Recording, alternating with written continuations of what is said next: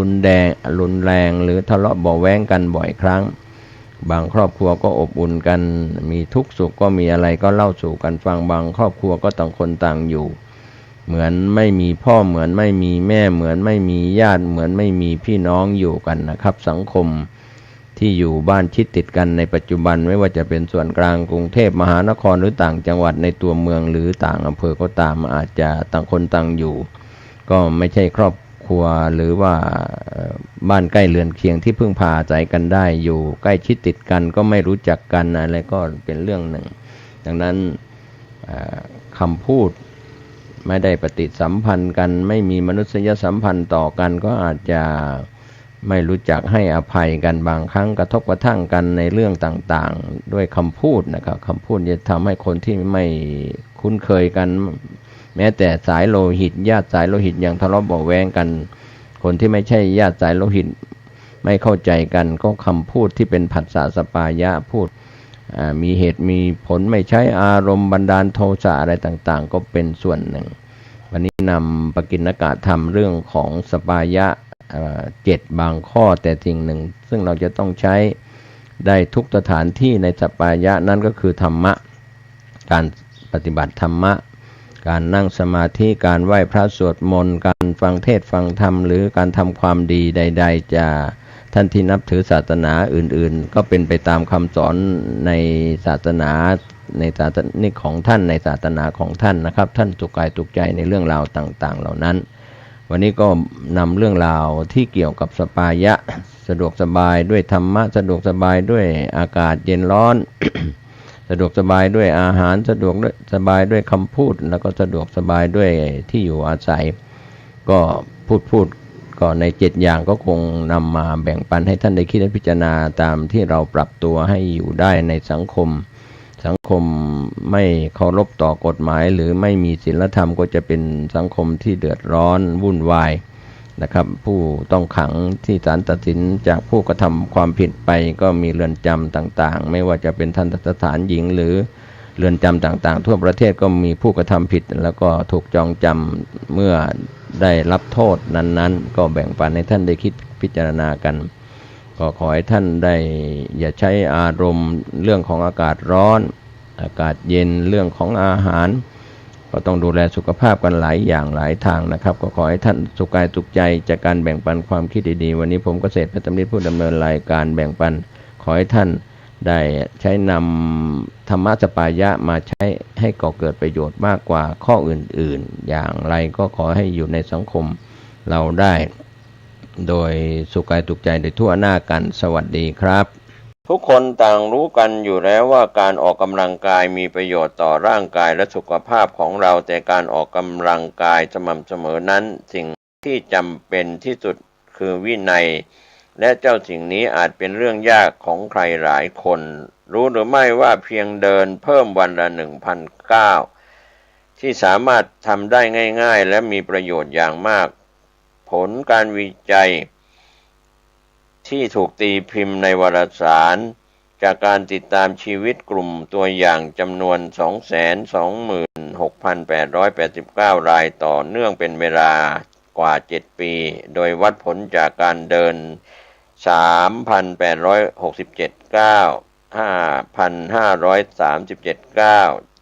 7,370 ก้าวและ 11,529 ก้าวไปตามลำดับนั้นก็พบว่ากลุ่มที่เดินเพิ่มขึ้นวันละ500 ก้าวจะเสียชีวิตจากโรคหัวใจและหลอดเลือดลดลงกว่า 7% และอีกกลุ่มที่เดินมากขึ้นเรื่อยๆวันละ 1,000 ก้าวโอกาสเสียชีวิตด้วยสาเหตุโดยรวมลดลงกว่า 15% และส่งผลดีต่อระบบหัวใจและหลอดเลือดสุขภาพจิตและการควบคุมน้ำหนักคุณสามารถเริ่มต้นด้วยการเพิ่มจำนวนก้าวทีละน้อยก็เป็นส่วนที่การเดินวันละ10,000 ก้าวดีจริงหรือเป็นหัวข้อที่ให้ทุกคนได้รับรู้รับทราบโดยทุกฝีก้าวนับเป็นก้าวย่างสู่การสร้างหัวใจแข็งแรงและทำให้อายุยืนยาวขึ้นยิ่งเดินมากยิ่งอายุยืนยิ่งเดินมากขึ้นหัวใจของเราก็ยิ่งแข็งแรงมากขึ้น การออกกำลังกายให้หัวใจแข็งแรงนั้นไม่จำเป็นต้องออกกำลังด้วยการเล่นกีฬาอย่างหนักแต่เป็นการออกกำลังเพื่อให้กล้ามเนื้อมัดใหญ่ทำงานอย่างต่อเนื่องพร้อมกันซึ่งจะช่วยให้ออกซิเจนเผาผลาญอาหารหรือไขมันที่สะสมในร่างกาย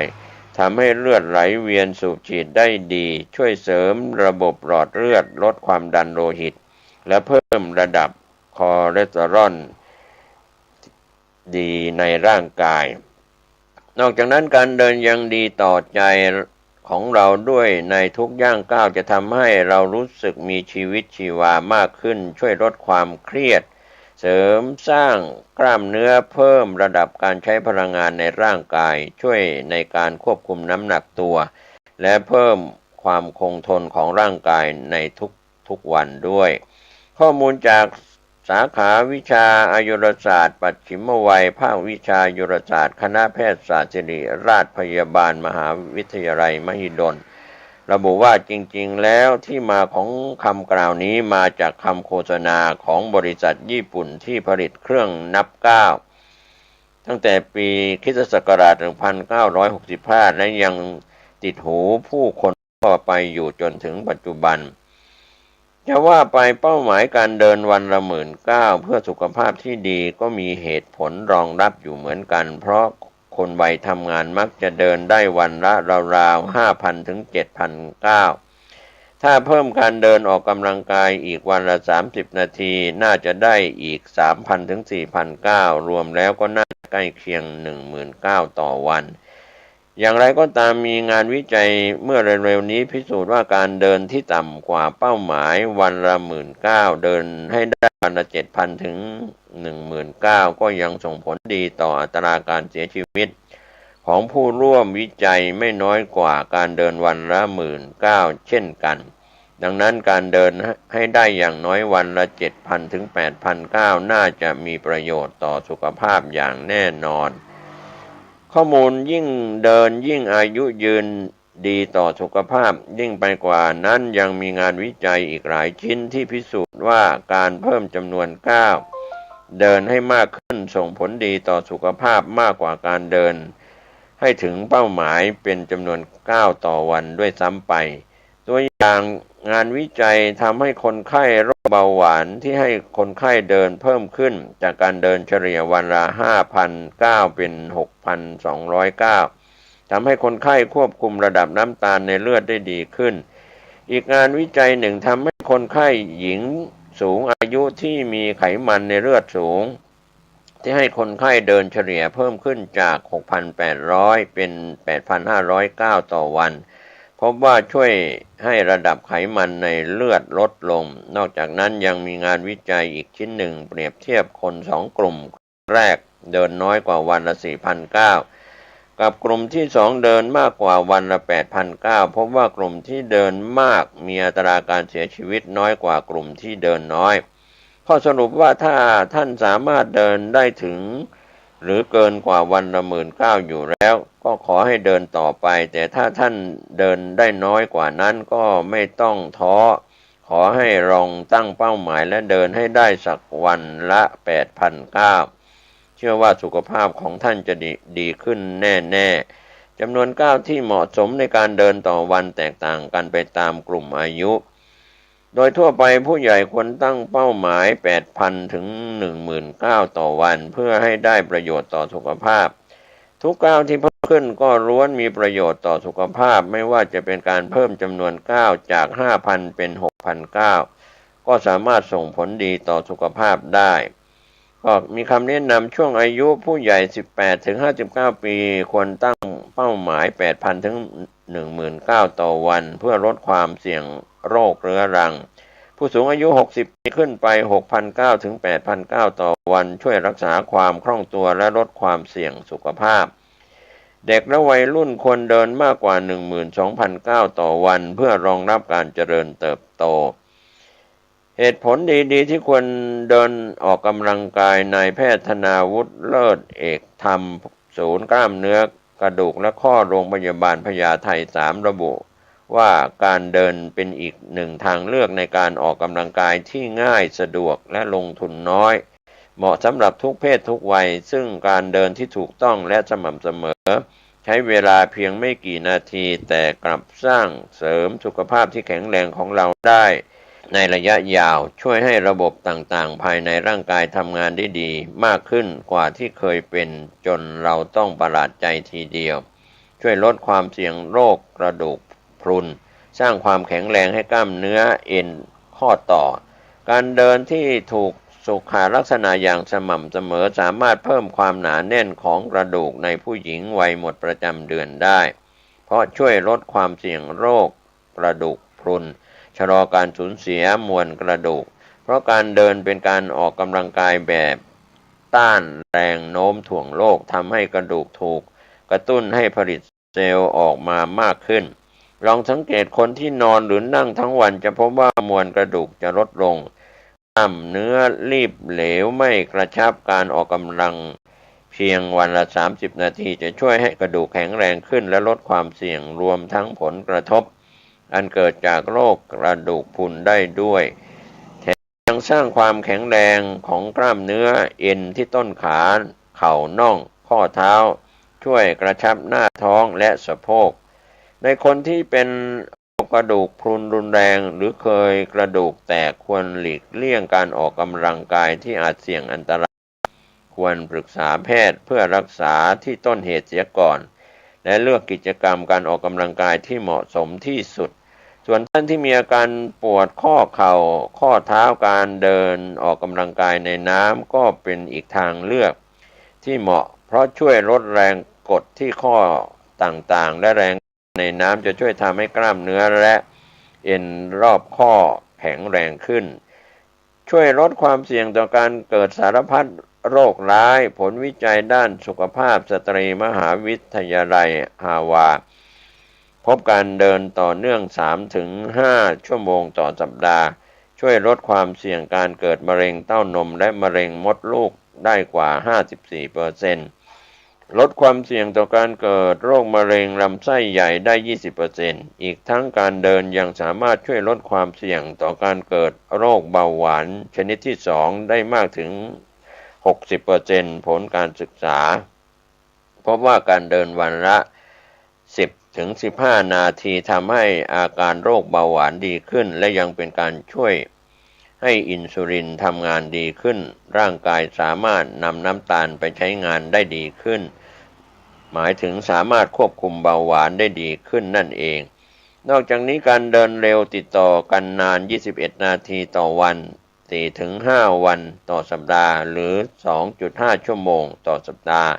จะสามารถลดความเสี่ยงต่อภาวะโรคหลอดเลือดสมองและหัวใจได้ถึง 31% จึงมีคำกล่าวที่ว่าการเดิน1นาทีจะทำให้ชีวิตยาวขึ้นอีก12นาทีเลยทีเดียวชะลอความจำเสื่อมมีการทดลองว่าคนที่เดินไปคิดไปสามารถคิดงานดีๆได้มากกว่าการนั่งอยู่เฉยๆถึง 60%ในการศึกษายังพบว่าการออกกำลังกายนาน40นาที3วันต่อสัปดาห์สามารถเพิ่มขนาดสมองที่เชื่อมโยงกับการวางแผนและความจำได้ทั้งยังช่วยทำให้เลือดไหลเวียนดีและไปเลี้ยงสมองมากขึ้นการเดินไปในส่วนของผู้สูงวัยจะลดความเสี่ยงต่อการหดตัวของสมองและสามารถรักษาความทรงจำได้นานหลายปีชะลอความเสื่อมของสมองในผู้สูงวัยได้การเดินทำให้หลั่งสารแห่งความสุขการออกกำลังกายด้วยการเดินเร็วต่อเนื่องจะกระตุ้นให้สมองเกิดการหลั่งสารเอนโดฟินสารแห่งความสุขสารเคมีธรรมชาติที่มีฤทธิ์บรรเทาอาการปวดและทำให้จิตใจสบายสดชื่นอารมณ์ดีคลายความเครียดลดความวิตกกังวลลดความซึมเศร้าทำให้นอนหลับง่ายหลับดีขึ้นเพิ่มภูมิคุ้มกันมหาวิทยาลัยแห่งหนึ่งศึกษาพบว่าการเดินต่อเนื่อง 30-45 นาทีต่อวันสามารถเพิ่มจำนวนเซลล์ระบบภูมิคุ้มกันร่างกายได้การเดินทำให้กระเพาะลำไส้มีการเคลื่อนไหวส่งผลให้การย่อยอาหารและขับถ่ายดีขึ้นการเดินลดน้ำหนักยังทำให้มีรูปร่างที่สมส่วนหุ่นดีอีกด้วย ในผู้ที่มีน้ำหนักตัวมากอาจใช้การเดินช่วยลดน้ำหนักตัวได้โดยเดินวันละประมาณ1 ชั่วโมงจะทำให้การเผาผลาญพลังงานในร่างกายเพิ่มขึ้นการเดินด้วยความเร็ว3 กิโลเมตรต่อชั่วโมงต่อเนื่อง30 นาทีจะเผาผลาญพลังงานได้ประมาณ75 แคลอรี่หากเพิ่มความเร็วเป็น4 ถึง 5 กิโลเมตรต่อชั่วโมงจะสามารถเผาผลาญพลังงานได้99 แคลอรี่และหากเดินเร็วขึ้นเป็น6 กิโลเมตรต่อชั่วโมงจะสามารถเผาผลาญพลังงานได้ถึง150 แคลอรี่สังเกตคนญี่ปุ่นจะสุขภาพแข็งแรงไม่อ้วนเพราะถูกฝึกให้ขยันเดินตั้งแต่เด็ก109ที่เราเดินเท่ากับ1 นาทีของการยกน้ำหนัก159ที่เราเดินเท่ากับ1 นาทีของการว่ายน้ำและการปั่นจักรยานการออกกำลังกายด้วยการเดินที่ถูกสุขลักษณะเดินปล่อยไหล่สบายๆไหล่ไม่ห่องุ้มไม่ก้มจนเกินไปสายตามองตรงไปข้างหน้าประมาณ 5-6 เมตรเดินลงน้ำหนักด้วยส้นเท้าแล้วค่อยวางเท้าลงจนเต็มฝ่าเท้ากดปลายเท้าและยกส้นเท้าขึ้นเพื่อส่งน้ำหนักไปที่เท้าส่วนหน้า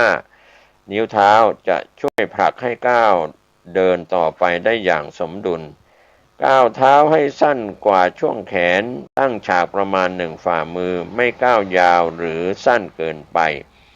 การเดินที่ช่วยเสริมสร้างความแข็งแรงของร่างกายต้องเป็นการเดินที่ต่อเนื่องกันนานประมาณ30 นาทีขึ้นไปการเดินหยุดอาจไม่สามารถฝึกระบบหลอดเลือดหัวใจได้ความถี่ของการออกกำลังในด้านการออกกำลังกายควรเดินอย่างน้อย 3-5 ครั้งต่อสัปดาห์และกระทำอย่างสม่ำเสมอเคล็ดลับการเดินให้มีประสิทธิภาพไม่บาดเจ็บประเมินร่างกายก่อนออกเดินผู้ที่ไม่เคยออกกำลังกายมาก่อนควรตรวจร่างกายว่ามีโรคประจำตัวหรือไม่มีทานยาหรือประวัติการดูแลพิเศษให้พกติดตัวไว้การเดินควรเริ่มจากน้อยๆก่อนเช่นเดิน5 นาทีแล้วสังเกตว่าร่างกายรับไหวหรือไม่แล้วค่อยๆเพิ่มเวลาให้มากขึ้นค่อยเป็นค่อยไปอย่าหักโหมเพราะอาจทำให้เกิดผลเสียได้เลือกใส่เสื้อผ้ารองเท้าสำหรับการออกกำลังกายควรเลือกสวมเสื้อกางเกงที่ยืดหยุ่นระบายเหงื่อได้ดีรองเท้าควรเป็นรองเท้าสำหรับออกกำลังกายป้องกันการลื่นหรือหกล้มไม่บีบนิ้วเท้าน้ำหนักเบากระชับข้อเท้าได้ดีพื้นมีวัสดุลดแรงกระแทกเพื่อช่วยกระจายน้ำหนักมีแรงส่งในการยกเท้าทำให้เมื่อยช้าลงช่วยป้องกันการบาดเจ็บที่เอ็นฝ่าเท้าข้อเท้าเข่าหรือขาทำให้เดินสบายเดินได้ต่อเนื่องและนานขึ้นอย่าลืมวอร์มอัพคอนดาวก่อนหลังการเดินเพื่อออกกำลังกายควรอบอุ่นร่างกายด้วยการวอร์มอัพเบาๆยืดเส้นยืดสายกล้ามเนื้อข้อต่อก่อนการเดินเพื่อให้ร่างกายรับรู้ถึงการเตรียมพร้อมในการทำงานระบบต่างๆไม่ว่าจะเป็นระบบไหลเวียนเลือดระบบหายใจกล้ามเนื้อข้อต่อนอกจากนี้ก่อนหยุดเดินต้องค่อยๆผ่อนแรงเป็นคอนดาวคือและยืดกล้ามเนื้อเบาๆจะช่วยลดอาการบาดเจ็บจากกล้ามเนื้ออักเสบหรือเป็นตะคริวทั้งยังเป็นการช่วยปรับระดับการทำงานของหัวใจปอดเข้าสู่ระยะผ่อนคลายหลังออกกำลังกายซึ่งมีความสำคัญมากโดยเฉพาะในผู้สูงวัยเพื่อไม่ให้เกิดภาวะระบบกล้ามเนื้อข้อต่อรวมถึงระบบหัวใจและหลอดเลือดหยุดกระทันหันแกว่งแขนเพิ่มแรงส่งและทำให้ระบบน้ำเหลืองทำงานได้ดีแรงเหวี่ยงเบาๆจากการแกว่งแขนจะทำให้มีแรงช่วยส่งให้ร่างกายไปข้างหน้าช่วยให้การเดินทรงตัวมีประสิทธิภาพและเดินได้คล่องแคล่วมากขึ้นที่สำคัญตำราแพทย์แผนจีนที่ใช้กันมานับพันปีเชื่อว่าในบริเวณรักแร้ขาหนีบเป็นจุดรวมของเส้นเลือดเส้นประสาทและต่อมน้ำเหลืองจากสมองไปยังอวัยวะ ส่วนต่างๆซึ่งระบบน้ำเหลืองไม่มีปั๊มเหมือนระบบเลือดที่มีหัวใจดังนั้นการเดินแกว่งแขนจึงช่วยกระตุ้นให้น้ำเหลืองตามข้อพับต่างๆเกิดการไหลเวียนดีช่วยระบายและขับของเสียที่ข้างค้างตามจุดต่างๆการแกว่งแขนจากข้างหน้าไปข้างหลังตามจังหวะก้าวเท้าไม่ควรแกว่งแรงจนเกิดการกระชากหัวไหล่อาจเกิดการอักเสบของเอ็นข้อไหล่เรื้อรังได้การเดินขึ้นบันไดหรือทางลาดชันการเลือกเดินออกกำลังในพื้นที่เอียงลาดชันหรือขั้นบันไดจะเป็นการเดินที่กระตุ้นให้สมองหัวใจปอดและกล้ามเนื้อทำงานมากขึ้นเผาผลาญพลังงานได้มากกว่าการเดินเร็ว 2-3 เท่าทีเดียวบางคนอาจบอกว่าทำงานบ้านเป็นการออกกำลังกายที่เพียงพอแล้วแต่หากการทำงานบ้านไม่สามารถทำให้หัวใจและหลอดเลือดให้ทำงานเพิ่มขึ้นได้อย่างต่อเนื่องได้จะไม่ถือว่าเป็นการออกกำลังกายที่สามารถเพิ่มความแข็งแรงของร่างกายได้อย่างเต็มที่อย่างไรก็ตามการทำงานบ้านก็ยังเป็นกิจกรรมการออกแรงที่ดีอย่างหนึ่งดีกว่าไม่ออกแรงอะไรเลยสำหรับท่านที่ไม่มีเวลาออกกำลังกายจริงๆก็ควรหาโอกาสเดินให้ได้มากที่สุดในระหว่างวันเช่นการเดินแทนการนั่งรถการเดินขึ้นบันไดแทนการใช้ลิฟต์อย่างน้อยให้ร่างกายได้ต้านแรงโน้มถ่วงของโลกไม่เสี่ยงกับภาวะกระดูกพรุนในอนาคตแต่ถ้าใครเดินได้น้อยจริงๆลองเริ่มตั้งเป้าหมายที่จะพยายามเดินเพิ่มสักวันละ 1,000 ถึง 2,000 ก้าวแล้วปฏิบัติให้จริงจังถ้าทำได้แล้วก็ค่อยๆขยับเป้าหมายขึ้นไปช้าๆค่อยเป็นค่อยไปเชื่อว่าการเดินให้มากขึ้นส่งผลดีต่อสุขภาพอย่างแน่นอนก็ขอบคุณข้อมูลที่อ้างอิงจากโรงพยาบาลกรุงเทพเชียงใหม่คณะแพทยศาสตร์ศิริราชพยาบาลมหาวิทยาลัยมหิดลโรงพยาบาลพญาไท3ข้อมูลข่าวสารจากกรุงเทพธุรกิจออนไลน์ในหัวข้อข่าวเพื่อสุขภาพเดินเพิ่มวันละ 1,009 อายุยืน 15%ดีต่อหัวใจดีต่อสุขภาพสวัสดีครับท่านผู้ฟังที่เคารพวันนี้ผมกาเศรษฐ์เพชรสำริดวิทยากรแบ่งปันความคิดดีๆสู่ท่านผู้ฟังก็เป็นการนำเรื่องราวที่เกี่ยวข้องกับธรรมะทั้งส่วนธรรมถกรรมฐานวิปัสสนากรรมฐานทั้งแนวปริยัติแล้วก็แนวปฏิบัติมาฝากให้ท่านได้คิดได้พิจารณากันเรื่องราวต่างๆนั้นก็อยู่ที่แต่ละคนแต่ละท่านจะได้ให้ความสนใจเรื่องราวที่เกี่ยวข้องกับตัวของท่านเองการที่เราได้รู้และเข้าใจก็สามารถให้ธรรมะเป็นทานทั้งภาควิชาการด้านปริยัติศาสนาแล้วก็ในด้านปฏิศาสนาก็คือการปฏิบัติวิปัสสนากรรมฐานก็เรื่องราวต่างๆเหล่านี้ถ้าเรามองข้ามตัวเราส่วนใหญ่เราลืมตาแล้วก็มองออกไปนอกตัวเราตัวของท่านเองนั้นอาจจะไม่ได้มีตาในมองกลับไปก็คือความรู้สึกด้านจิตใจดังนั้นทวารทั้ง6ซึ่งเป็นประตูเชื่อมโยงอารมณ์เข้าอารมณ์ออกก็จะทำให้เราลืมนึกไปว่าเรามีประตูทั้ง6ประตูในร่างกายของเราก็คือจักขุทวารทางตาโสตทวารทางหูฆานทวารทางจมูกชิวหาทวารทางลิ้นกายทวารทางกายมโนทวารก็เป็นทางใจทวารทั้ง6นั้นมีอยู่ในคนและสัตว์โดยปกติที่มีอยู่แล้ว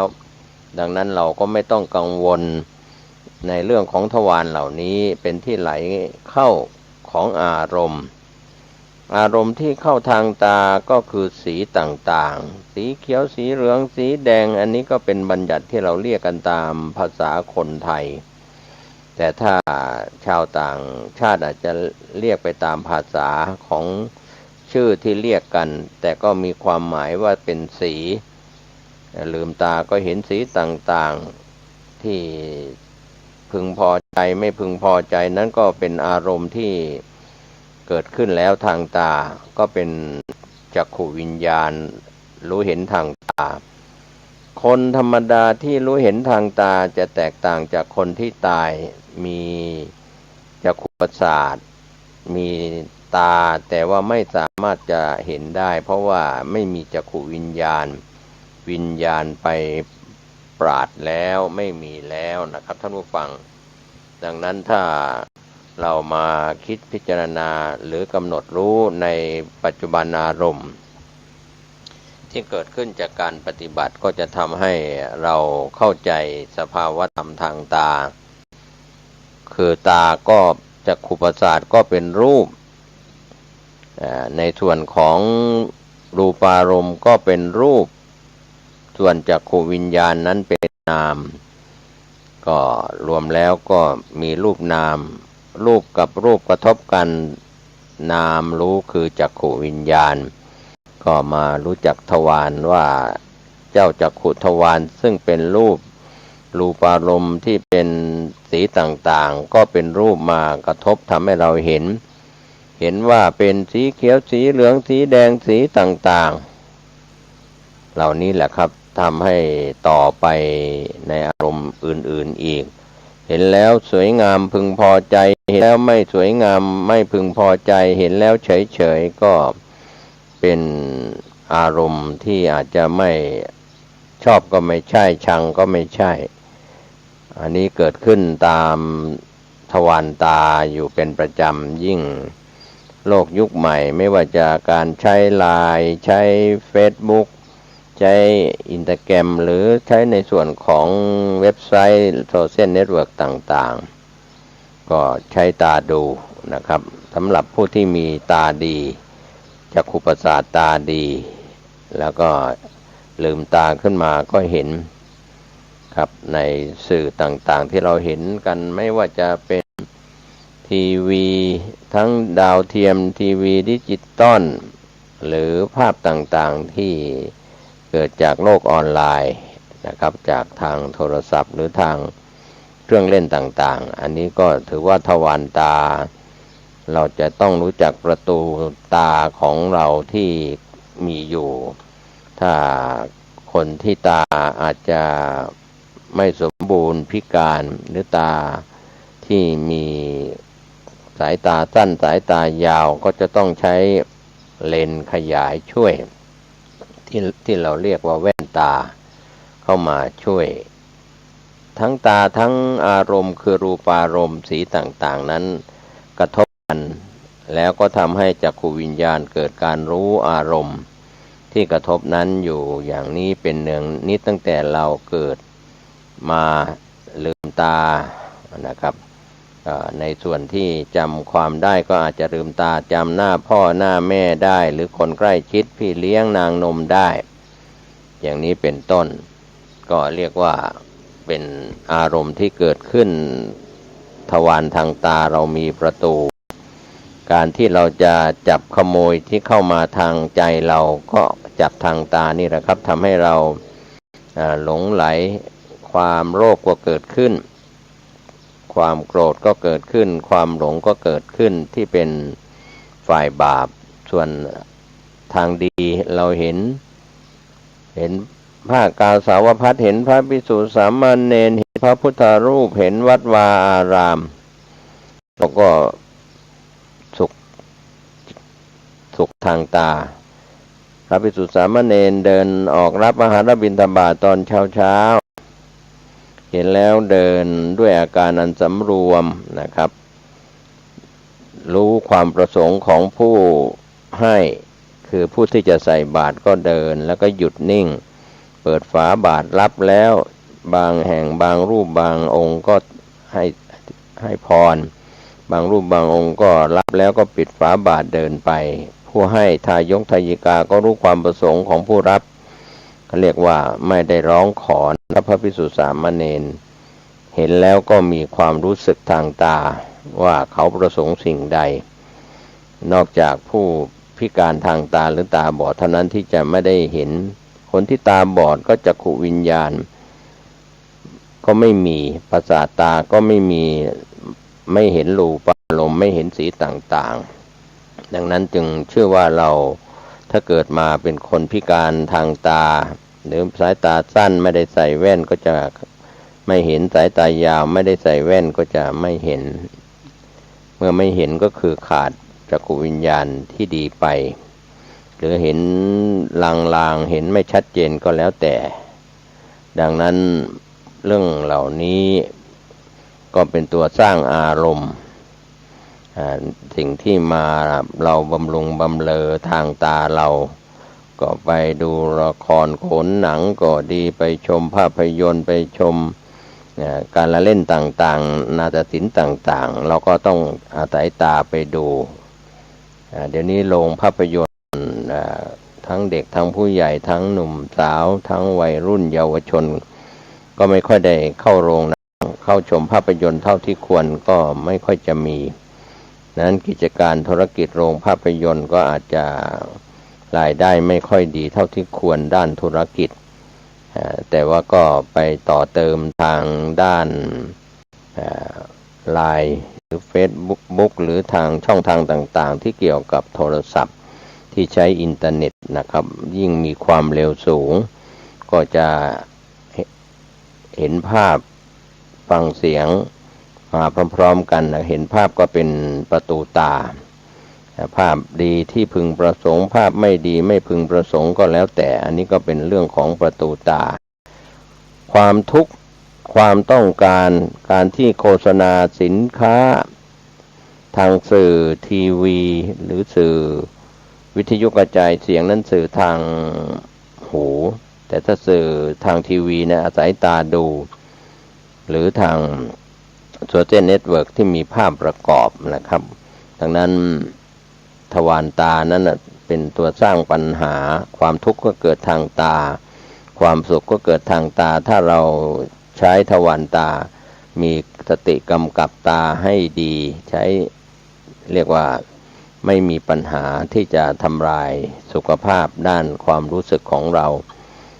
ในเรื่องภาพลามกอนาจารภาพภาพเอ็กหรือภาพต่างๆซึ่งอาจจะนำไปสู่การกระทำผิดกฎหมายแล้วก็ทำให้เกิดคดีอุกชะกันคดีข่มขืนหรือคดีอะไรต่างๆก็เกิดจากทวารตานี่แหละครับที่มีภาพยั่วยุอารมณ์ทำให้เกิดความอยากความต้องการทางเพศหรือในส่วนของความไม่พอใจกันด้วยการเห็นซึ่งเป็นเหตุซึ่งหน้าก็ดีหรือเหตุจากภาพที่เป็นการถ่ายคลิปวิดีโอสมัยนี้ก็มีการตัดต่อด้านเทคนิคการทำให้เจ้าหน้าที่ตำรวจซึ่งมีคดีความก็ไม่ค่อยจะเชื่อถือแล้วในการถ่ายคลิปวิดีโอก็ยังพอพึ่งพาได้ก็เป็นการประกอบคดีก็กล้องวงจรปิดที่ติดอยู่ตามถนนก็ดีตามหน้าบ้านหน้าร้านหรือหน่วยงานต่างๆกล้องวงจรปิดก็เป็นส่วนที่เหมือนเป็นตาเทียมแต่เป็นตาทิพย์บันทึกภาพต่างๆไว้เมื่อเปิดดูก็จะเห็นภาพเหล่านั้นแล้วก็ระบุวันเวลาสถานที่ที่กล้องนั้นติดตั้งอยู่ที่ไหนอย่างไรก็เป็นตัวช่วยเจ้าหน้าที่ตำรวจหรือฝ่ายปกครองที่เกี่ยวข้องกับผู้กระทำความผิดหรือสิ่งที่เป็นภาพทีวีทั้งภาพปกติก็ทีวีออนไลน์ที่มีภาพออกไปนั้นจะสร้างสรรค์สร้างกุศลหรือไม่หรือจะทำให้เกิดการยั่วยุอารมณ์ไปในทางตรงกันข้ามอันนี้ก็เป็นการพูดให้เห็นความสำคัญของทวารทั้ง6วันนี้แบ่งปันให้ท่านเห็นว่าสิ่งที่เรามีสุขมีทุกข์ในตัวของเราไม่ใช่คนอื่นสิ่งอื่นที่อยู่นอกตัวดังนั้นทวารที่2ก็มาที่หูนะครับหู เราไม่ได้หูหนวกไม่ได้ประสาทหูยังดีรับฟังได้ดังนั้นพออายุมากขึ้นก็อาจจะประสาทหูเริ่มเสื่อมอาจจะฟังไม่ค่อยได้ยินชัดก็อาจจะมีเครื่องช่วยฟังก็มีด้านวิทยาศาสตร์มีอุปกรณ์ที่ช่วยเติมเสียงให้ประสาทหูได้ยินชัดนะครับนี่ก็เช่นเดียวกันถ้าเราขยายด้านการปฏิบัติวิปัสสนากรรมฐานโสตประสาทคือประสาทหูก็เป็นรูปสัทธารมณ์เสียงคนสัตว์สิ่งของเสียงระเบิดเสียงน้ำเสียงธรรมชาติเสียงอะไรก็แล้วแต่ที่เราเรียกว่าเสียงนั่นก็เป็นรูปเสียงมากระทบประสาทหูก็ทำให้เกิดโสตวิญญาณความรู้คือการได้ยินเสียงก็ต้องมีพื้นฐานว่าต้องประสาทหูดีแล้วก็ต้องมีเสียงเข้ามากระทบด้วยก็ทำให้โสตวิญญาณเกิดขึ้นนี่แหละครับก็ได้ยินเสียงที่พึงพอใจไม่ใช่เสียงทะเลาะเบาะแว้งไม่ใช่เสียงกลด่ากันในเสียงเหล่านั้นก็อาจจะทำให้เสียงที่ใช้คำพูดอาจให้เกิดความพึงพอใจกันพลอดรักกันหรือกระทำเสียงที่เป็นคลาสสิกที่ทำให้ฟังเพลงแล้วก็เกิดความสุขสดชื่นสมหวังในเสียงเพลงจะเป็นเพลงร่วมสมัยเพลงสากลเพลงต่างๆก็แล้วแต่โสตประสาทของผู้ฟังแล้วก็เสียงที่มีอยู่ก็ในส่วนของแพทย์ที่มีความชำนาญเรื่องนี้ต้องการให้เด็กที่แรกเกิดใหม่ๆก็ได้ยินเสียงดนตรีเป็นการสร้างโสตวิญญาณของเด็กให้เพลิดเพลินในดนตรีที่เกี่ยวข้องกับดนตรีคลาสสิกต่างๆกับก็เป็นวิทยาศาสตร์ยุคใหม่ที่ปรุงแต่งประสาทหูให้ก่อเกิดประโยชน์แต่ถ้าประสาทหูที่ไม่ก่อเกิดประโยชน์เสียงในบาร์ในขับในเทคในอะไรที่ดังเกินไปหรือเสียงที่อยู่ในตลาดสดหรือในสิ่งที่ชุมนุมแออัดกันยัดเยียดเบียดเสียดกันเสียงที่อึกกระทึกครึกโครมอะไรต่างๆก็แล้วแต่เสียงเหล่านี้ก็ทำให้เราไม่พึงประสงค์นะครับก็เป็นความไม่พอใจเป็นโสตวิญญาณก็เลยไปจากเสียงคนด่าคนโต้วาทีพูดแล้วไม่ถูกใจก็คือไม่ถูกหูก็ถูกหูแต่ไม่ถูกใจก็เป็นเรื่องธรรมดาก็บางครั้งคนเราก็เพราะว่าได้ยินเสียงที่ไม่พึงประสงค์เนี่ยทำให้เราอารมณ์เครียดอารมณ์โกรธอารมณ์เกลียดเกิดขึ้นจากทวารหูคือ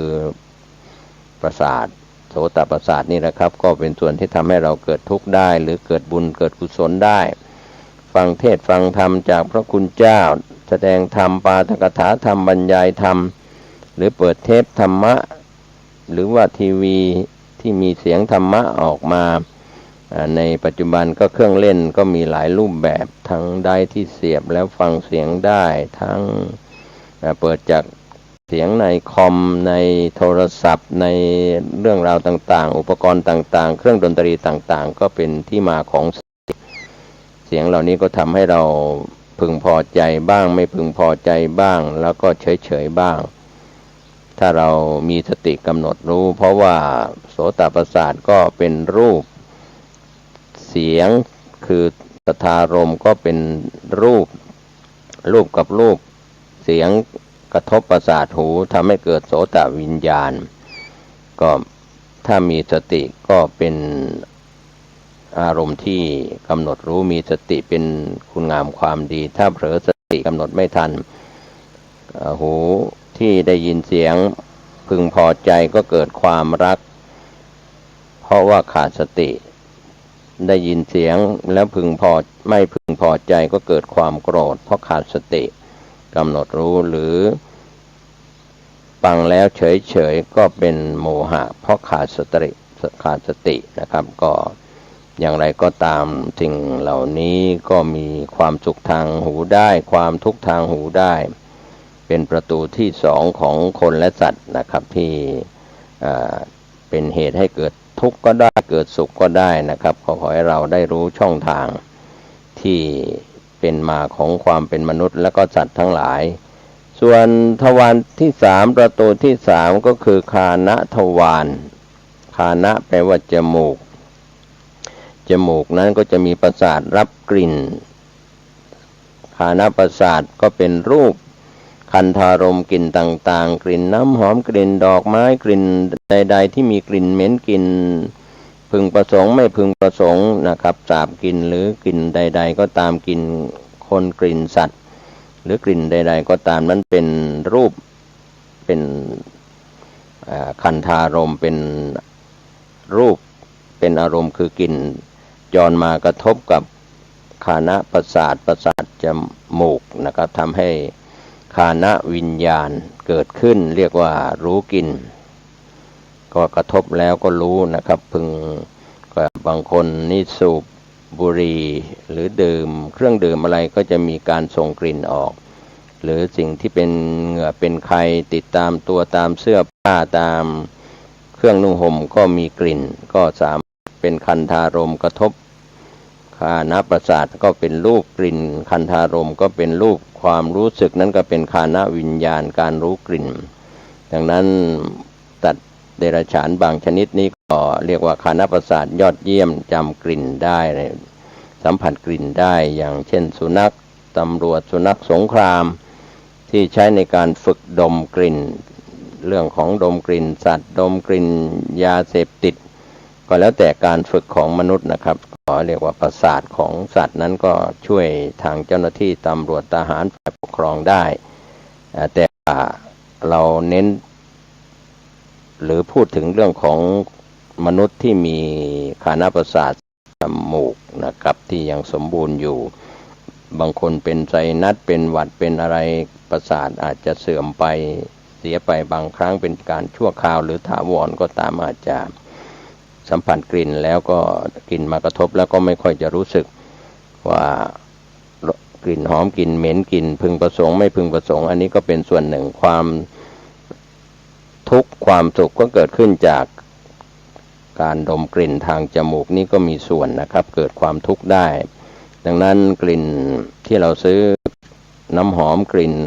ต้องการจะกลิ่นที่พึงประสงค์ราคาเท่าไหร่บางครั้งสูดดมแล้วก็เป็นทุกข์นะครับโดยเฉพาะกลิ่นควันพิษสารพิษต่างๆก็แล้วแต่ที่เราจะใช้จมูกดมแล้วก็เกิดทุกข์เป็นความโลภคือต้องการดมกลิ่นอย่างดมกลิ่นหอมๆน้ำหอมหรือดอกไม้หอมๆก็พึงต้องการดมหรือไม่พึงประสงค์มีกลิ่นเหม็นอย่างเช่นน้ำคร่ำน้ำเน่าเสียโสโครกน้ำอะไรก็แล้วแต่นะครับที่ทำให้เกิดความทุกข์น้ำเสียจากโรงงานน้ำกลิ่นเหม็นจากโรงงานที่ปล่อยน้ำเสียทิ้งลงสู่แม่น้ำลำคลองอย่างนี้เป็นต้นประชาชนก็เดือดร้อนก็ได้สูดดมกลิ่นแล้วก็เป็นอารมณ์โกรธก็เรียกว่าคานะประสาทก็ดีคันธารมณ์กลิ่นที่มากระทบคานะประสาทก็ทำให้เกิดคานะวิญญาณรู้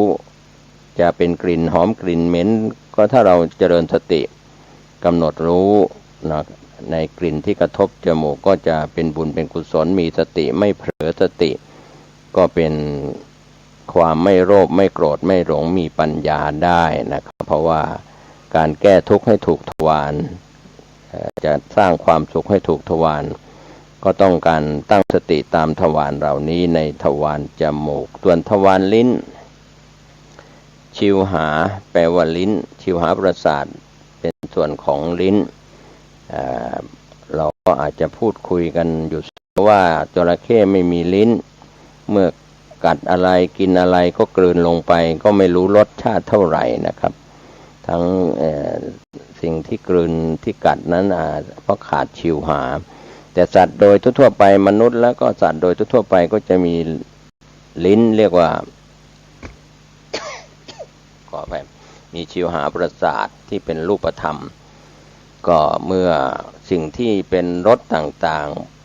ๆเปรี้ยวหวานมันเค็มสารมโดยสมมุติว่าเรารสนั้นอาจจะเฟื่อนจะขมจะอะไรก็แล้วแต่ก็เป็นรส มก็เป็นรูปทั้งนั้นนะครับทำให้ผู้ที่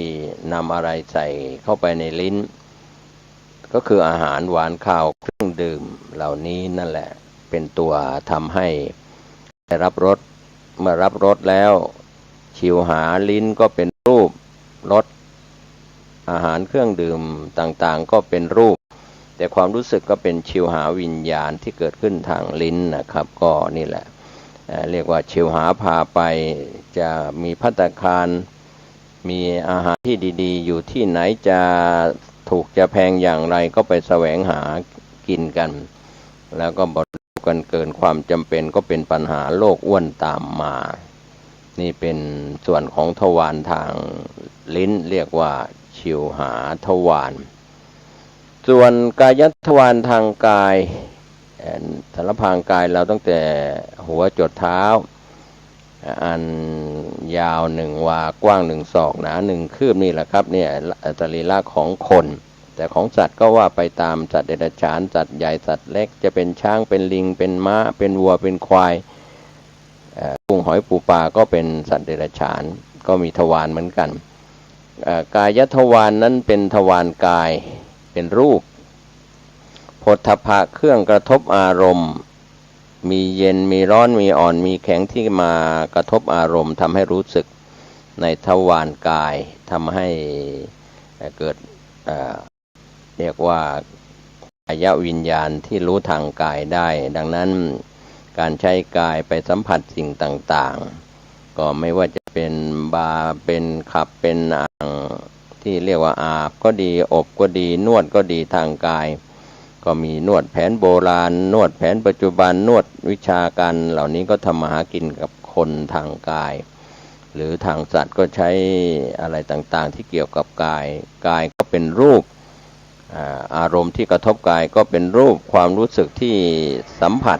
ก็เป็นกายวิญญาณนี่แหละครับความสุขก็เกิดได้ความทุกข์ก็เกิดได้ส่วนทวารสุดท้ายกลับเข้าไปข้างในคือมโนทวารคือใจเรานี่แหละครับที่ทำให้เป็นศูนย์รวมใหญ่เห็นทางตารวมอยู่ที่ใจได้ยินทางหูก็ไปรวมอยู่ที่ใจดมกลิ่นทางจมูกก็ไปรวมอยู่ที่ใจลิ้มรสทางลิ้นทางปากก็ไปรวมอยู่ที่ใจสัมผัสทางกายเย็นร้อนอ่อนแข็งก็ไปรวมอยู่ที่ใจจึงเป็นมโนทวารทั้งที่เป็น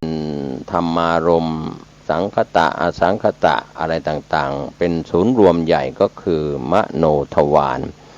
หทัยรูปหทัยวัตถุเป็นรูปหัวใจดังนั้นรูปหัวใจที่เรากำมือแล้วก็บอกว่าจะมีขนาดเท่าหัวใจนี้เป็นรูปนะครับส่วนมโนธาตุมโนวิญญาณนั้นเป็นนามก็ถือว่ามโนวิญญาณมโนทวารเหล่านี้นะครับก็เป็นสิ่งที่ละเอียดอ่อนก็นำเรื่องราวเหล่านี้วันนี้ผมเกษตรเพชรสำริดวิทยากรแบ่งปันความคิดเรื่องของทวารทั้ง6มีตาหูจมูกลิ้นกายและใจสิ่งที่มากระทบทางตาคือสีสิ่งที่มากระทบทางหูคือเสียงสิ่งที่มากระทบทางจมูกคือกลิ่นสิ่งที่มากระทบทางลิ้นคือรสสิ่งที่มากระทบทางกายเย็นร้อนอ่อนแข็งและสิ่งที่มากระทบทางใจก็คืออารมณ์ต่างๆทั้งที่เป็นรูปอารมณ์นามอารมณ์ก็เป็นศูนย์รวมใหญ่ฝากไว้ให้ท่านได้คิดได้พิจารณากันเป็นสิ่งที่เราจะต้องศึกษาทำความเข้าใจและปฏิบัติกรรมฐานแก้ทุกข์ให้พ้นจากทุกข์ในทวารทั้ง6สุขกายสุขใจโดยทั่วหน้ากันสวัสดีครับ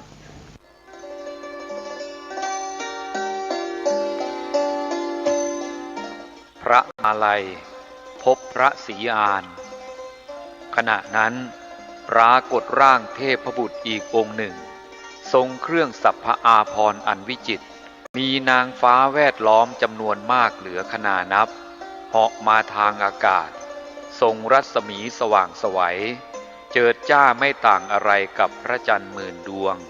ตรงมายังพระจุฬามณีเจดีย์สถานแห่งนั้นฝ่ายพระเถระครั้นเหลือบเห็นก็นึกได้ทันทีว่าองค์นี้คงจะเป็นพระศรีอานแน่แต่เพื่อความแน่ใจจึงหันมาถามพระอินทร์เทพบุตร ตรองค์นี้ใช่ไหมคือพระศรีอาน มหาบพิตรพระอินทร์พยักหน้าพลางตอบว่าถูกแล้วพระคุณเจ้าแหมนางฟ้าบริวารของพระองค์มากเหลือเกินพระมาลัยกล่าวชมพวกนางฟ้าที่เหาะมาข้างหน้าพระศรีอานนั้นนุ่งผ้าอาภรณ์ขาวสะอาดและหนำซ้ำรัศมีที่พวยพุ่งออกมายังเป็นสีขาวเสียด้วยมหาบพิตรทราบไหมว่าเมื่อก่อนนางพวกนี้ทำบุญอะไรไว้นางพวกนี้เมื่อชาติก่อนถึงวันอุโบสถนุ่งผ้าขาวห่มผ้าขาวสมาทานศีล8และทำบุญด้วยข้าวของสะอาดอีกทั้งจิตใจยังใสสะอาดด้วยขอรับแล้วพวกนางฟ้าที่เหาะมาทางขวามีรัศมีและเครื่องประดับสีเหลืองก็คงจะทำบุญด้วยของสีเหลืองละสิมหาบพิตรถูกแล้วพระคุณเจ้าพวกนี้ส่วนมากมักจะถวายผ้าสบงจีวรหรือข้าวของสีเหลืองอื่นๆส่วนพวกที่มีรัศมีและเครื่องประดับสีแดงสีม่วงสีอื่นๆอีกก็ดุจเดียวกันล้วนแต่เป็นผู้รักษาศีลและถวายของที่มีสีนั้นๆทั้งนั้นครั้นตายก็มาบังเกิดเป็นบริวารของพระศรีอานณสวรรค์ชั้นดุสิตขอรับขณะที่พระมาลัยจะไต่ถามพระอินทร์ต่อไปนั่นเองพระศรีอาน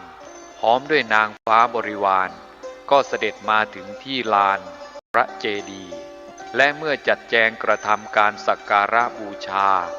กราบไหว้ถวายเครื่องของหอมเสร็จแล้วพอดีเหลือบมาเห็นพระมาลัยเถระจึงเข้ามานมัสการแล้วตรัสถามว่าข้าแด่พระคุณเจ้าพระคุณเจ้ามาจากที่ไหนขอรับอาตมามาจากชมพูทวีปพระมาลัยตอบเมื่อทราบว่าพระเถระมาจากชมพูทวีปดังนั้นพระศรีอานก็ดีพระทัยรับสั่งถามข่าวคราวของมวลมนุษย์ต่อไปว่าข้าแต่พระคุณเจ้าชมพูทวีปขณะนี้พวกมนุษย์พากันทำมาหากินอย่างไรบ้างขอรับบางพวกก็ค้าขายตามความรู้ความสามารถของตนบางพวกก็ออกเงินให้กู้กินดอกเบี้ยบางพวกก็เข็นใจไร้ทรัพย์บางพวกก็สุขสบายบางพวกก็เดือดร้อนทุกข์ยากปากแห้งขนาดหนักมหาบพิตรแล้วส่วนมากพวกเขาทำบุญกันบ้างหรือเปล่าพระคุณเจ้าหรือว่าทำแต่บาปหยาบช้าพวกที่ทำบุญนั้นรู้สึกจะน้อยมากมหาบพิตรส่วนคนทำบาปหยาบช้านั้นนับไม่ถ้วนเลยคนที่เขาทำบุญเขาทำกันอย่างไรพระคุณเจ้าบางพวกก็ให้ทานรักษาศีลบางพวกก็จัดให้มีพระธรรมเทศนาพร้อมทั้งเป่าร้องประกาศให้เพื่อนๆบ้านใกล้เรือนเคียงมาร่วมด้วยบางพวกสร้างวัดวาอารามพระพุทธรูปพระสถูปเจดีย์ถวายจีวรบิณฑบาตเสนาสนะยารักษาโรคแก่พระภิกษุสงฆ์บางพวกก็เลี้ยงพ่อแม่บางพวกก็สร้างพระไตรปิฎกทั้งนี้สุดแล้วแต่กำลังทรัพย์กำลังปัญญาของพวกเขามหาบพิตรแล้วพวกเขาปรารถนาสิ่งใดบ้างพระคุณเจ้ามนุษย์สมบัติสวรรค์สมบัติหรือว่านิพพานสมบัติเห็นจะไม่ตรงความจริงนักมหาบพิตรเพราะส่วนมากเมื่อทำบุญแล้วล้วนแต่ตั้งความปรารถนาว่าขอให้เกิดทันศาสนาของพระองค์ทั้งนั้นพระศรีอานทรงสดับเช่นนั้นก็ทรงพระสวนพลางรับสั่งต่อไปถ้าพวกเขาอยากเกิดทันศาสนาของข้าพเจ้าก็จงอุตส่าห์ฟังธรรมมหาเวสสันดรชาดกให้จบในวันเดียวแล้วบูชาด้วยธูปเทียนดอกไม้อย่างละพันฉัตรดอกบัวหลวงบัวเขียวบัวขาวดอกสามหาวอย่างละพันถ้าทำได้ดังนี้ ก็จะพบศาสนาของข้าพเจ้าและเมื่อข้าพเจ้าตรัสรู้ผู้นั้นก็จะได้บรรลุพระอรหันต์พร้อมด้วยปฏิสัมภิทาส่วนคนที่ทำบาปหนักเช่นฆ่าพ่อฆ่าแม่ฆ่าพระอรหันต์ทำร้ายพระพุทธเจ้าพระภิกษุสงฆ์ทำลายหมู่คณะให้แตกแยกกันทำลายเจดีย์สถานและคนที่ตระหนี่เหนียวไม่รู้จักทำบุญให้ทานไม่รู้จักบาปบุญคุณโทษเป็นคนโง่มีความประมาทอยู่เสมอคนพวกนี้จะไม่มีโอกาสได้พบศาสนาของข้าพเจ้าแล้วพระองค์จะลงไปตรัสรู้เป็นพระพุทธเจ้าเมื่อไหร่เล่ามหาบพิตรอีกไม่นานหรอกพระคุณเจ้าเมื่อครบถ้วน 5,000 ปีสิ้นศาสนาของพระพุทธโคดมแล้วตอนนั้นพวกสัตว์ทั้งหลายจะมืดมัวไม่รู้จักทำบุญกุศลสุจริตมีแต่จะกระทำกรรมอันบาปหนาหยาบช้าไม่รู้จักละอายต่อบาปแม่กับลูกจะอยู่กินด้วยกันเป็นสามีภรรยาพี่สาวกับน้องชายพี่ชายกับน้องสาวทั้งพี่ป้าน้าอาลุงหลานก็จะสมสู่อยู่กินกันเป็นสามีภรรยากันทั้งความโลภความโกรธความหลงก็จะหนาขึ้นมากอายุของสัตว์ก็จะน้อยลงตราบจนเหลือ10 ปีเด็กเกิดได้5 ปีก็จะแต่งงานกันแล้วและตอนนั้นมนุษย์ทั้งหลายเห็นกันเข้าก็จะเข้าใจว่าเป็นเนื้อเป็นปลาจับอะไรได้เป็นต้นว่าท่อนไม้ผุก็จะกลับกลายเป็นอาวุธหอกดาบไปแล้วจะไล่ทิ่มแทงกันล้มตายลงเป็นอันมากพ้นที่จะประมาณได้ฝ่ายพวกคนที่มีสติปัญญานั้น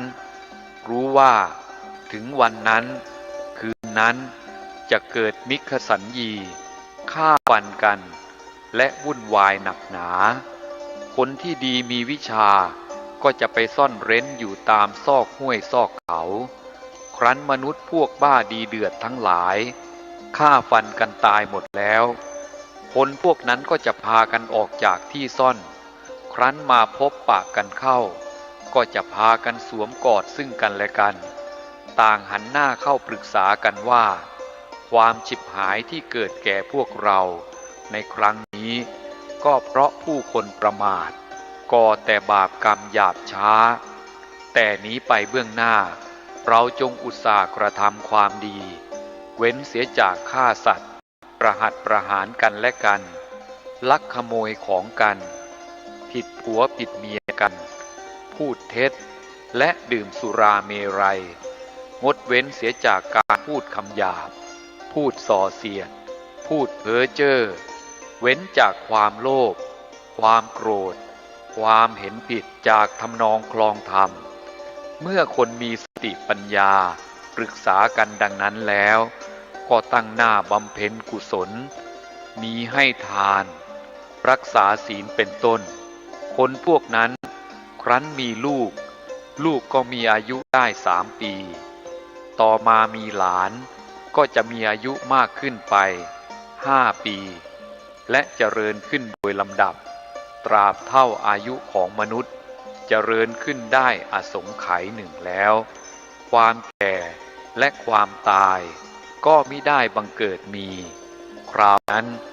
คนทั้งหลายก็กลับประมาทอีกเมื่อเกิด